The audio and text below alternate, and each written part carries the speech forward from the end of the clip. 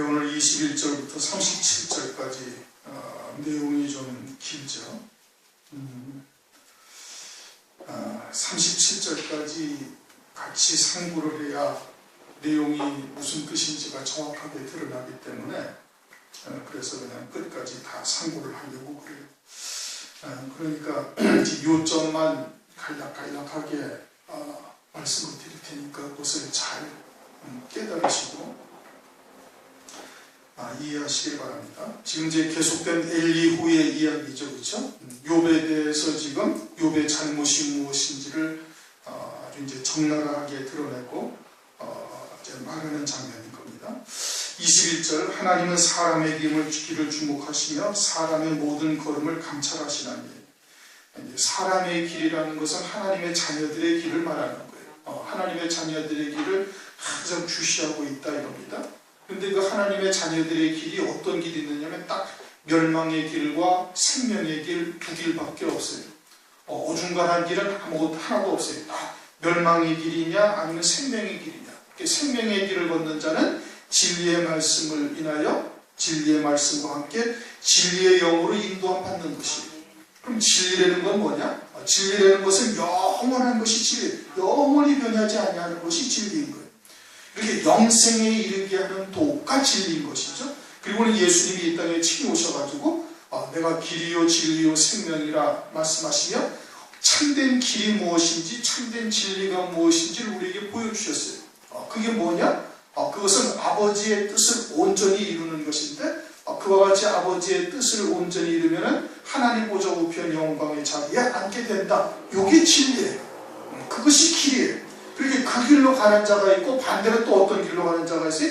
멸망의 길로 가는 자가 있어요. 멸망의 길로 간다는 것은 거짓 선지자들의, 즉 마귀의 하수인인 거짓 선지자들에 의해서 하나님의 말씀을 살짝 변개시킨 거예요. 하늘의 영광을 소망하게 하는 것이 아니라 세상의 영광 또는 육신의 것으로 하나님의 말씀을 변개시켜서 넓은 길로 인도하는 거예요. 그게 멸망의 길인 것이죠. 그런데 그 멸망의 길인 것을 이 사람들이 깨닫지를 못하는 거예요. 그러니까 옛적 우리 선조들이 걸어갔던 그 길을 다 봐라 이거예요. 그래가지고 선한 길이 무엇인지 멸망의 길이 무엇인지 사망의 길이 무엇인지를 선조들이 걸어갔던 길을 보면 알 수가 있다. 그리고는 그 생명의 길에 있다면 너희가 마음의 평강을 얻을 것이다. 그렇게 예레미야서에서도 말씀을 하고 있죠. 그렇게 사람의 길이 멸망의 길이냐 아니면은 생명의 길이냐 주님께서 항상 주시하는 거예요. 그러면 그것이 인생들의 의지에 의해서 생명의 길로 가고 멸망의 길로 가느냐? 그것이 아니다. 말라기서 1장 2절을 보면 야곱은 내가 사랑하였고 에서는 미워하였다. 이제 흔히 이제 그 말씀을 가지고서 하나는 하나님께서 택하시고 하나님께서는 또 하나는 버리셨다 이렇게 얘기하는데 그것이 절대 아니에요. 버림을 받았다면은 그러면 하나님께 항의할 수가 있어요. 왜 나를 버리셨냐고. 그런데 우리가 버림받은 자가 항의할 수가 있나요? 없단 말이에요. 왜? 하나님께서는 똑같이 은혜를 다 베풀어 주신 거예요. 그런데 육에 속하고 세상에 속해서 하나님께서 베풀어 주신 은혜를 버리고 다시 말하면 진리의 사랑을 외면하고 거짓 것을 믿는 거예요. 스스로 그것을 쫓아간 거예요. 데살로니가후서 2장 9절, 10절, 11절, 12절에서 아주 정확하게 말씀하고 있어요. 그렇죠? 하나님께서는 진리가 무엇인지를 우리에게 알게 하신 겁니다. 성령으로 말미암아, 진리의 성령으로 말미암아. 그런데 그 진리의 길을 외면하고 거짓 것을 믿은 거예요. 그래서 하나님께서 진리의 사랑을 외면한 자들에게 거짓 것을 믿게 하셨다 이거예요. 믿게 하셨어요. 왜? 심판날에 하나님께서 심판하기 위해서 그러하셨다 이겁니다. 그러니까 하나님께서 그들이 멸망의 길로 가는지 생명의 길로 가는지 아주 주목하여 다 보고 계신다 이겁니다. 그리고서 모든 걸음을 감찰한 되시는 거예요. 다 아신다는 거예요.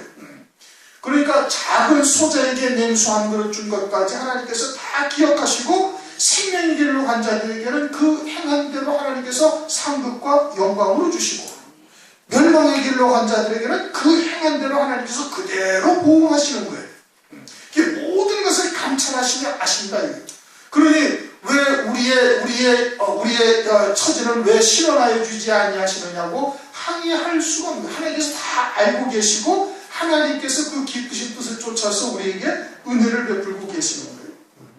그래서 모든 길을 하나님께서 주목하시고 모든 걸음을 감찰하신다. 그래서 악을 행한 자는 숨을 만한 흑암이나 어두운 그늘이 없다. 악을 행한 자들에게는 어두운 그늘이 없는 거예요. 어둠도 빛인 거예요. 어둠의 빛일 뿐이지 그것도 빛이다. 그리고 어둠 가운데서 행한 모든 것들은 하나님 앞에서 다 드러난다는 거예요. 그래서 로마서 14장에도 우리의 혀가 하나님 앞에 그냥 그대로 자백한다는 거예요. 계시록 4장을 보면 보좌 앞에 수정 같은 유리바다가 있다. 수정 같은 유리바다라는 것은 모든 것이 거기서 아주 명명백백하게 일순간에 다 드러나는 거예요. 그러니 숨길 수가 없어요. 숨길 수가 없는 것이죠. 그래 악을 행한 자는 숨을 만한 흑암이나 어두운 그늘이 없다 이겁니다. 그러면은 하나님의 이름으로 악을 행한 자들이 있잖아요. 그렇죠? 마태복음 7장 21절 이하에 보면 주여 우리가 주의 이름으로 선지자노릇도 하고 귀신도 쫓아내고 많은 능력도 행했다 하는데 주님은 나를 너희들 오지 모른다. 이 불법을 행하는 자들아 내게서 떠나라는 말씀하시죠. 그러면 하나님의 이름으로 악을 행한 자들도 주님이 다 아시는 거예요. 다 아신다 이거예요. 하나님께서 그들을 모든 발걸음을 다 감찰하시는 거예요. 그러니까 숨을 만한 흑암이나 어두운 그늘이 없다 이거예요. 어두운 그늘이 있을 수가 없는 것이죠. 하나님은 사람을 심판하시기에 오래 생각할 것이 없으시니 오래 생각할 것이 없는 거예요. 왜? 모든 것을 감찰하시고 그 발걸음을 다 헤아리시고 다 아시니까 뭐 그냥 한참 생각하고 변론을 해야 할 필요가 있느냐 없느냐 그런 것도 전혀 없대요. 하나님께서 그냥 찰나 같은 순간에 모든 것을 다 그냥 다 파악을 하시는 거예요. 그러니 세력 있는 자를 조사할 것 없이 꺾으신단 말이에요. 권세 있는 자, 세상에서 그런 권세 있는 자를 뭐가 왜 이렇게 했느냐 저렇게 했느냐 또 상대방의 변명을 듣고 뭐 사정을 살펴보고 할 것이 없는 거예요. 모든 것을 다 아시고 있는 거예요. 그리고 세력 있는 자들이라는 것은 하나님께서 그 권세를 누가 주셨어요? 하나님이 주신 것이죠. 모든 주권이 누구에게 있어요? 하나님께 있어요. 그 하나님께 있는 주권의 일부를 세력 있는 자들에게 하나님께서 주신 거예요. 왜 주셨어요? 하나님의 백성들을 공의로 다스릴 것을 위해서 주신 거예요. 그렇게 원래 그림자적으로 의가 비슷하게 정의가 비슷하게 실현되는 것처럼 보여요. 그래서 법이 있잖아요. 그래서 도적질한 사람은 감옥에 가고 살인을 한 사람은 그에 합당한 벌을 받고 그렇게 공의가 이루어지는 것처럼 보이는 거예요. 하나님께서 주신 이 권세죠. 그러나 완전한 의가 이루어지지는 않는 거예요.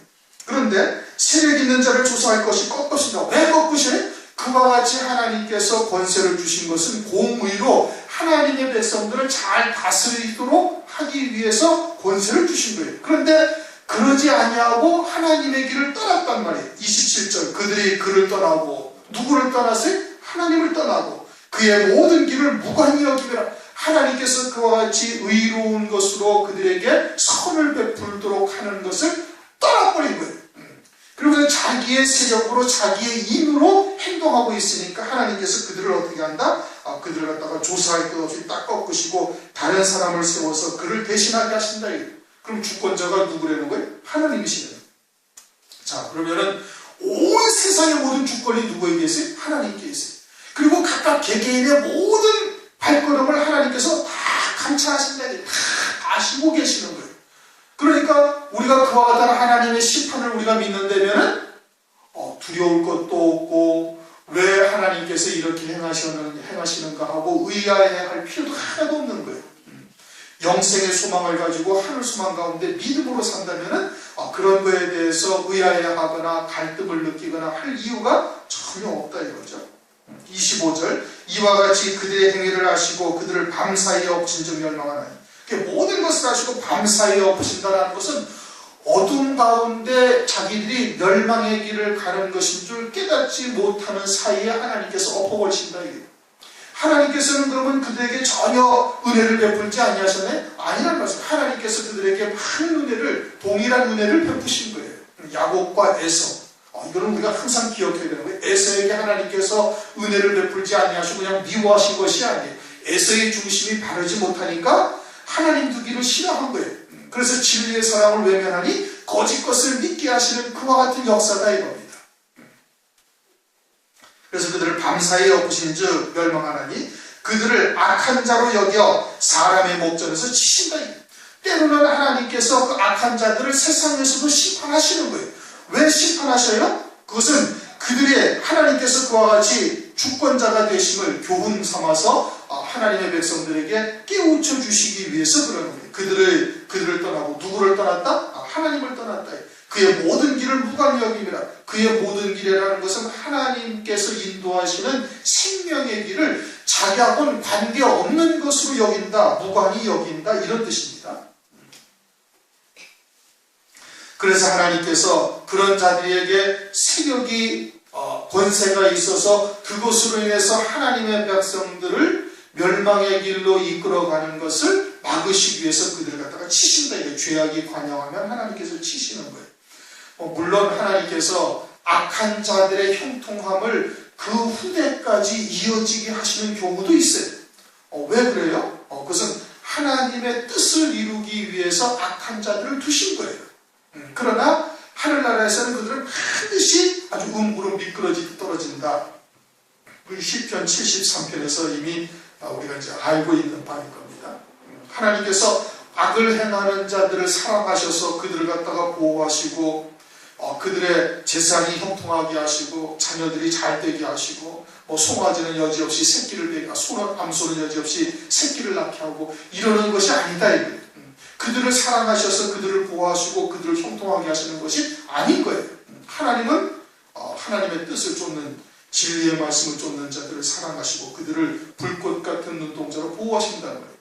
애굽 땅을 하나님께서 사랑하셔가지고 애굽 땅에 물이 한턱 하시고 가나안 땅을 하나님께서 사랑하지 아니하셔가지고 그냥 하늘에서 내리는 비만 바라볼 수밖에 없는 그런 땅을 그런 땅이 드문 땅이 되어져 있는 것이 아니란 말이에요. 하나님이 여호와의 눈이 그냥 계속 주시하는 것은 어디에? 가나안 땅을 주시하는 거예요. 애굽 땅을 주시하는 것이 아니란 말씀이에요. 28절 그들이 이와 같이 하여 가난한 자들의 부르짖음이 그에게 상달케 하며 어떻게 해서 세력 있는 자를 하나님께서 물으실 것도 없이 그냥 꺾으시고 다른 사람을 갖다가 세우시는 것으로 해가지고 그들로 인하여 핍박당하고 고난당하고 어려움 겪던 자들의 기도가 상달되게 하신다 이겁니다. 가난한 자의 부르짖음이 그에게 상달케 하며 환난받는 자의 부르짖음이 그에게 들리게 하느니라. 그러니까 원수 갚는 것이 누구에게 있다? 하나님께 있다. 그리고 우리가 그들을 향해서 분노하거나 그들을 대적할 이유가 전혀 없는 거예요. 하나님께서 다 갚으신다. 로마서 12장 19절 원수 갚는 것이 내게 있다. 그리고 너희들은 오히려 원수가 목마르거든 마시고 줄이거든 먹을 것을 주라. 그래서 숯불을 그 머리 위에 피워놓은 것 같이 하라. 그렇게 말씀을 하고 있죠. 29절 주께서 사람에게 평강을 주실 때 누가 감히 잘못하신다 하겠느냐. 하나님께서 은혜를 베풀고자 하는 자에게 은혜를 베푸셔서 평강을 주신단 말이에요. 그런데 그것이 잘못되었다고 누가 항의할 수가 있느냐. 주권자가 누구신데? 하나님이신 거예요. 그리고 은혜 받을 자들에게 하나님께서 은혜를 베풀 자에게 은혜를 베풀어 주셔서 그들로 하여금 그 은혜에 합당한 중심이 되도록 하나님께서 역사를 하시는 거예요. 그러니까 아무도 왜 하나님께서 그에게 평강을 주시느냐, 왜 은혜를 베푸시느냐 항의할 수가 없다 이거예요. 질그릇을 하나님께서 만드셨다고. 토기장이 비유를 하시잖아요.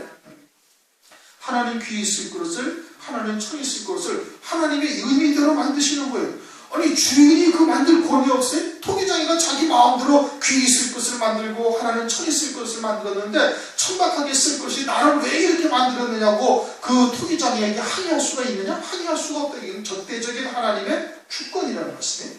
그러니 평강을 주실 때 누가 잘못하였다고 하나님께 항의할 수가 있느냐? 없다 이거예요. 또 주께서 자기 얼굴을 가리우실 때 누가 감히 배울 수 있어요?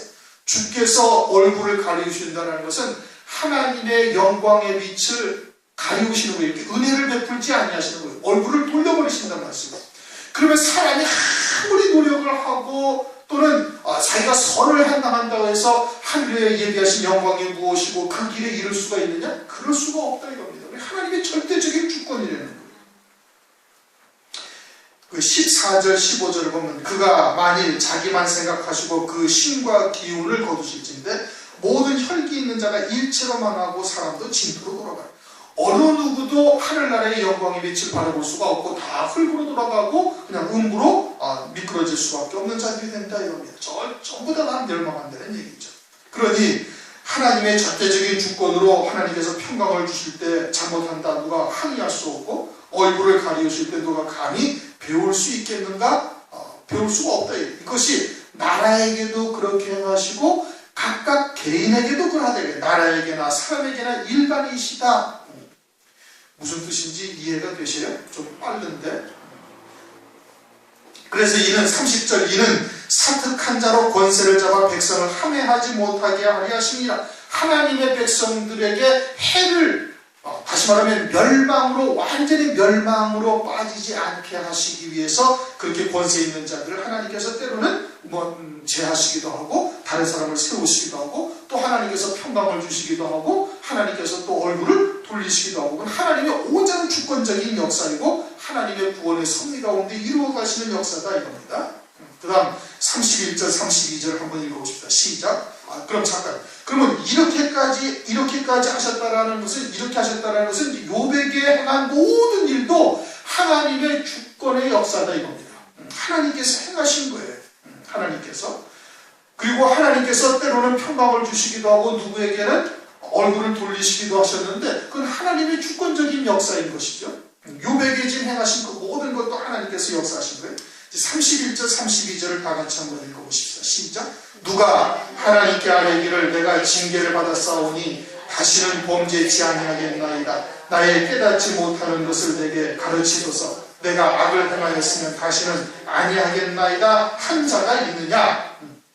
지금 이 말씀은 욥을 두고 하는 말인 겁니다. 욥을 두고 하는 말인데 뭘 말하는지 잘 들어야 돼. 하나님께서 하는 거예요. 내가 징계를 받았다 이게 뭘로 인하여? 죄로 인해서. 그런데 다시는 범죄치 아니하겠나이다 하고 하나님께 지금 말하는 자가 있느냐? 욥이 지금 그렇지 않고 있다. 욥이 분명히 죄를 지었는데 죄를 지어서 지금 하나님께서 징계를 하시는 거예요. 그런데 내가 죄가 있어서 이와 같은 징계를 받았사오니 다시는 죄를 범치 아니하겠나이다 하고 지금 욥이 그렇게 하고 있어요? 그렇게 안 하고 있대. 나는 의롭다 하고 있는 거예요. 나는 의를 해왔는데 하나님께서는 의를 행한 나에게 지금 재앙을 내리시고 있으니 이건 하나님이 무언가 지금 잘못 알고 계시는 것이다. 이게. 나는 의로운데 하나님은 불의하시다. 이 결론은 그런 거예요. 그러니까 내 입에 말을 잔뜩 놓고 내 하나님과 한번 이야기 좀 해보고 싶어서 좋겠다. 욥이 지금 계속 그러고 앉아있는 거거든요. 그러니까 하나님 분명히 지금 죄가 무엇인지를 엘리후를 통해서 지금 낱낱이 증거하고 있는 거예요. 이미 이제 앞절에서 다 선고를 했죠. 자기가 하나님 앞에 의를 행했으니 내가 그것으로 인해서 침대에서 내가 선종하리라. 침상에서 내가 선종하리라. 나의 날은 모래같이 말할 것이다. 내가 복을 받았더니 화가 왔구나. 라고 하면서 자기의 행한 의로 인해서 하나님께서는 계속해서 더 큰 은총을 베풀어 주실 것을 믿고 있었던 거예요. 그런데 재앙을 내렸단 말이에요. 그러니 욥이 그와 같이 자기의 의를 행한 대가로 하나님으로부터 복을 받고 있다면 그것은 하늘나라에서 상급이 되지 못하는 것이거든요. 그러니까 하나님께서 그것을 깨닫게 하려고 지금 재앙을 내리셨는데 욥이 자기의 죄가 무엇인지를 지금 깨닫지를 못하고 있는 거예요. 죄를 깨닫지 못하고 있으니까 다시는 내가 죄를 범하지 아니하겠나이다 라고 지금 말을 못하고 있는 거예요. 그렇게 고백하고 못하고 있고 오히려 자기는 의롭다라고 하나님께 지금 계속해서 항변을 하고 있는 겁니다. 그러니 징계를 받았사오니 다시는 범죄치 아니하겠나이다 라고 한 자가 있느냐? 지금 욥에게 지금 그렇게 말하고 있는데 욥이 지금 그러지 않고 있다는 얘기예요. 그 다음 나의 깨닫지 못하는 것을 내게 가르치소서. 내가 악을 행하였으면 다시는 아니하겠나이다 한 자가 있겠냐. 욥이 지금 자기의 죄가 무엇인지를 깨닫지 못하고 있어요. 그러면 어떻게 해야 돼? 하나님은 절대 선하시고 하나님께서는 독생자까지 아끼지 아니하시고 우리에게 우리를 위해서 희생하셨으니까 우리에게 주신 모든 것을 하나님께서 은사로 주신 하나님이심을 우리가 믿고 있잖아요. 그러면은 이 징계가 우리 죄로 인함인데 그 뜻을 깨닫지 못하고 있으니 끝까지 하나님으로부터 깨닫게 하실 때까지 끝까지 하나님께 구해야 되는 거예요. 하나님의 뜻을 구해야 되는 거예요. 근데 그러지 아니하고 중간에 어떻게 했어요? 중간에 새 친구 와서 격동하니까 그때부터 마음이 확 바뀌어지는 거예요. 새 친구, 즉 이 세상의 복을 바라는 이 얕은 어린아이 같은 신앙, 육에 속한 신앙, 말씀의 초보, 이들은 여전히 평강을 누리면서 안락한 삶을 살고 있는데 하나님 앞에 의를 행한 나는 재앙을 당하고 있으니, 그러니 거기서부터 욥의 마음이 확 바뀌어져 가지고 격동되어져 가지고 하나님 앞에 막 따지기 시작을 하게 된 거거든요. 이제 3장 이후에 그렇게 된 거잖아요. 그런데 그러지 않냐고 끝까지 어떻게 돼? 하나님께 기도하면서 하나님의 뜻을 구했어야 되는 거예요. 무엇으로 인함인지 하나님께서 우리에게 절대 선을 베푸시는 하나님이신데, 주신 자도 여호와시오 취하신 자도 여호와라고 그렇게 고백했던 욥이 나중에서는 이 재앙에 대해서 하나님께 따져봐야 되겠다고 마음이 확 바뀌었단 말이에요. 그런데 그렇게 하지 않냐고 어떻게 했어요? 끝까지 하나님 앞에 깨닫지 못하는 자신을 하나님 앞에 고백하면서 하나님의 뜻이 무엇인지, 하나님의 은혜가 무엇인지를 구했어야 된다. 이게 나의 깨닫지 못하는 것을 내게 가르치소서 라고 했어야 된다 이 뜻입니다. 내가 악을 행하였으면, 악이라는 게 뭐예요? 악이라는 것은 믿음으로 하지 아니한 모든 것이 악인 거예요. 욥이 온전히 하늘 소망으로만 살았다면은 죄악이 아닌데, 악이 아닌데, 그런데 그와 같이 믿음으로 열매를 맺어가면서 점진적으로 어떻게 세상의 복이 계속해서 내게 임할 것이라고 기대를 했던 거예요. 그것이 뭐예요? 그것이 악이죠. 그런데 그것을 깨닫지를 못하고 있는 거예요. 그것이 악인지 자신의 죄가 무엇인지를 깨닫지 못하고 있으니 악을 행하였으면 다시는 아니하겠나이다 라고 하나님께 고백하고 있지를 못하고 있다 이게요. 욥이 지금 그러고 있는 거예요. 이게 무슨 말씀인지 이해가 됐어요? 31절, 32절? 그래서 33절, 하나님이 네 뜻대로 갚으셔야겠다고 네가 그것을 싫으냐? 네 뜻대로 갚으셔야 되겠다는 것은 욥의 뜻대로 하나님께서 행하셔야 되겠다고 해서, 욥의 뜻은 뭔데? 너는 세상에서 순종하리라 이겁니다. 내 말은 모래같이 많을 것이다. 욥기서 28장 19절 말씀처럼 내가 복을 받았더니 화가 왔구나. 그러니까 욥이 바랐던 것은 계속해서 하나님께서 복을 더하시고 복을 더하시는 것을 바라고 있었던 거예요. 그런데 하나님께서 그렇게 하지 않았다고, 그렇게 하지 않냐고 재앙을 내리시고 징벌을 하셔서 너를 더 깨닫게 하셔가지고 더 큰 복을 하나님께서 주고자 하시는데, 더 성숙한 신앙으로 온전한 신앙으로 올리고자 하시는데 그것을 네가 싫어한다 이거예요. 그러한 하나님의 징계, 사랑의 채찍을 네가 지금 싫어하고 네 뜻대로 받고자만 하고 앉아있구나 네가. 그러니까 네가 뜻대로 갚으셔야겠다고 네가 그것을 싫어하느냐? 하나님께서 징계하시면 네가 싫어하느냐? 그리고 끝까지 깨닫고자 하나님의 뜻을 구하였어야 되는데 그것을 구하지 아니하면서 나는 죄악을 범한 것이 없다고, 나는 의롭다고 하나님께 항변하고 의로운 자에게 하나님께서 재앙을 내리신다고 하나님을 원망하고 불평하는 그와 같이 하나님의 사랑의 채찍을 네가 싫어하느냐? 이런 뜻인 겁니다. 그러면 네가 스스로 택할 것이요. 자, 이제까지 내가 너에게 쭉 이야기를 했으니 하나님의 진리의 말씀이 하나님의 뜻이 무엇인지 너에게 이제까지 쭉 설명을 했으니 네가 원망을 하든지 아니면 감사하며 하나님께 다시 무릎을 꿇고 통해 자복하고 회개하든지 네가 택해라. 이런 뜻인 겁니다. 내가 할 것이 아니오. 엘리후가 할 것이 아니다. 엘리후가 너한테 막 강요하고 권면한다고 네가 할 것이 아니다. 너는 아는 대로 말하라. 네가 이제까지 진리가 무엇인지 하나님의 뜻이 무엇인지 성령께서 증거하시는 말씀을 네가 낱낱이 다 들었으니까 이제는 네가 깨달았느냐? 깨달았거든. 네가 말하라 이거. 원망하려면 원망하고 이후로도 또 원망하고 싶으면 원망하고, 하나님은 너는 의롭고 하나님은 불의하시다고 또 불평하려면 또 불평하고, 아니면 돌이켜서 깨닫고 회개하여 하나님 앞에 네 죄를 고백하든지 네가 아는 대로 지금 말하라. 이런 뜻인 겁니다. 우리가 이제 이미 앞서에도 이제 상고를 했어요. 그렇죠? 욥의 죄가 무엇인지를 우리가 이제 알고는 있는 것이거든요. 우리도 이제 그와 같은 욥과 같은 과정을 통해서 욥의 고난이 길어지고 또는 이제 자기보다 못한 그런 신앙의 이제 사람들이 와가지고 막 정죄하고 비판하는데 격동이 돼가지고 욥이 지금 이와 같은 지경까지 왔거든요. 우리도 역시 마찬가지로 얼마든지 이렇게 될 수가 있는 겁니다. 고난이 길어지고 연단이 길어지고 또 하나님께서 뜻하신 바가 있어서 더 큰 믿음의 자리로 올리고자 하시는데 때로는 우리가 육신을 입고 있는지라 육에 속한 생각들이 우리의 마음과 생각을 주장해가지고 낙심하게 하고 절망하게 하고 진리로 쫓는다는 것이, 진리를 믿는다는 것이 무엇이냐 뭐 하면서 온갖 회의감이나 또는 마음에 심한 요동치는 것들이 있을 수가 있는 거예요. 그래서는 안 된다 이겁니다. 왜? 하나님의 사랑을 우리가 믿는다면 끝까지 인내하면서 하나님의 뜻을 구해야 되는 거예요. 우리가 다 섰다고 생각할 수는 아무도 없는 거예요. 아무도 없는 것이죠.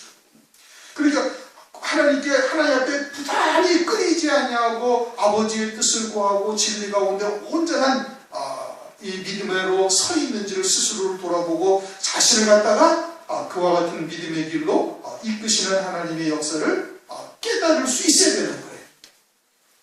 하나님은 절대 선하시다. 이것을 잊어서는 안 되는 겁니다. 우리에게 주신 모든 것이 다 하나님의 사랑이요 선이다 이거예요. 절대 선이라는 것을 우리가 절대 잊어서는 안 되는 거예요. 그러니까 하나님 앞에 뭐 원망이나 불평이나 할 거 없는 거예요. 원망이나 불평이나 또는 낙심을 한다는 것은 아직 아버지의 뜻을 우리가 온전히 깨닫지 못하고 있다는 것일 뿐이에요. 뭐 욕과 같이.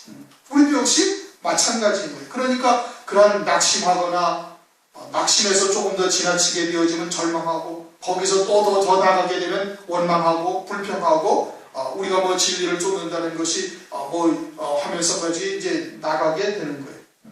그렇게까지 이르게 되어지면 망하는 길이다. 욥도 지금 막 그냥 거의 멸망하기 직전까지 지금 와 있었던 거고 그때 엘리후를 통해서 하나님께서 이렇게 좀 권면을 하시는 겁니다. 34절 총명한 자와 내 말을 듣는 모든 지혜 있는 자가 피현되게 이르기를. 총명한 자라는 것은 하나님의 지혜를 깨달은 자를 말하는 거예요. 하나님의 지혜를 깨달은 자. 하나님의 지혜를 깨달은 자는 참과 거짓이 무엇인지를 정확하게 다 분별할 수가 있는 겁니다. 그러면 그 내 말을 총명한 자와 내 말을 듣는 모든 지혜 있는 자가 피현되게 이르기를. 욥이 무식하게 말하니 그 말이 지혜없다. 욥이 어떤 말을 했는데 나는 의로운데 하나님께서 의로운 나에게 재앙을 내리셨다 이거예요. 그게 무식하게 말한다 이거예요. 하나님의 지혜를 가진 자가 아니다 이거예요. 하나님의 지혜를 가진 자는 어떻게? 조금 전에 얘기한 것처럼 끝까지 하나님은 절대 선하시다.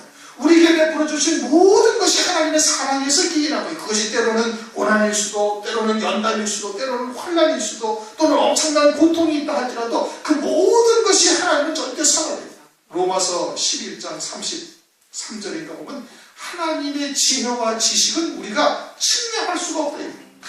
깊어서 우리가 헤아릴 수가 없는 거예요. 모든 인생들이 이 땅에서 살아가는 모든 것을 주관하고 계시고 모든 하나님의 백성들의 구원을 위해서 하나님께서 섭리하고 계시는 거예요. 그러니 나를 위해서 하나님께서 어떻게 길을 이끌어 가실지는 아무도 알 수가 없는 거예요. 그렇게 섣불리 자기가 스스로 판단하고 그냥 하나님 앞에 낙심하거나 절망하거나 원망하거나 불평하거나 한다면 그것은 끝까지 인내하지 못하는 거예요. 그것을 욥처럼 이렇게 무식하게 말하니 그 말이 지혜 없다 아니라 욥이 그러면서 이제 36절 욥이 끝까지 시험 받기를 내가 원하노니. 그럼 끝까지 시험 받는다라는 것은 뭘 말하는 거예요? 하나님의 온전하신 뜻을 깨닫는 데까지 끝까지 그와 같은 고난의 시험을 받기를 엘리후가 원한다 이겁니다. 이게 이제 육에 속한 사람은 이제 그 말을 못 알아듣는 거예요. 그렇죠? 그냥 계속 하나님의 징계와 저주를 받으라는 소리로 잘못 알아듣는다 말이에요. 그것이 아니라 하나님이 사랑하셔서 징계를 하셨으면 그 징계를 통해서 이루고자 하시는 하나님의 뜻이 이루어질 때까지 끝까지 시험받기를 원하고 있다. 이건 하나님의 사랑으로서 징계하고 있는 거예요. 그러니까 우리가 연단이나 고난을 받을 때도 한 번에 호되게 받아서 하나님의 뜻에 완전히 딱 꺾어지는 것이 그게 편한 거예요. 그러지 아니하면은 하나님이 원하시는 뜻이 있으면 또 다시 그와 같은 과정을 또 거쳐야 되고 또 하나님의 그런 시험과 연단의 과정을 또 거쳐야 돼요. 그러니까 아예 하나님께서 그와 같은 이 여러 가지의 시험을 우리에게 주셨을 때는 아주 팍 꼬꾸라져가지고 그 자리에서 완전히 그냥 바닥까지 내려가서 세움 받는 것이 이게 현명한 자인 겁니다. 그러기 위해서 하나님께서 말씀을 우리에게 깨닫게 하셔요. 말씀을 통해서 알게 하신 거예요. 무엇이 진리고 무엇이 가나안 땅에 이르는 길인지를 말씀을 통해서 깨닫게 하시는 거예요. 주님이 오셔서 다 보여주시고 그리고 말씀을 통해서 오늘날 성령으로 깨우쳐 주시는 거예요. 그거에 우리가 믿음으로 하나가 되지 못하니까 계속해서 이어지고 있는 것이죠. 그러니 끝까지 시험 받기를 원하노니 이게 참 쉬운 말이 아닌 겁니다. 그런데 그렇게 되어야 되는 거예요. 그래야 환난 날에 쓰임받을 수가 있는 거예요. 이는 그 대답이 악인과 같음이라.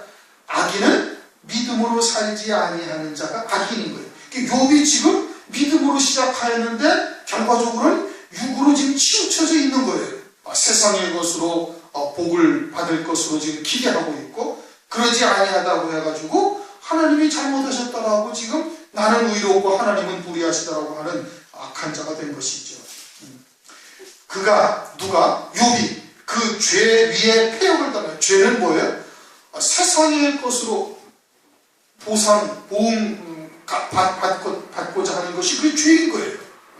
믿음으로 살지 아니한 거거든요. 죄인 거예요. 거기다가 폐역을 당했다는 것은 나는 의롭고 하나님은 의로운 나에게 재앙을 내리시는 분이시다 라는 것이 폐역을 더한 거예요. 그 폐역을 더하여 우리 중에서 손뼉을 치며, 우리 중에서 손뼉을 친다는 것은 사람들 가운데 손뼉을 팍팍 친다는 것은 손으로 소리를 내는 거예요. 자기의 행위를 자랑하고 있는 거예요.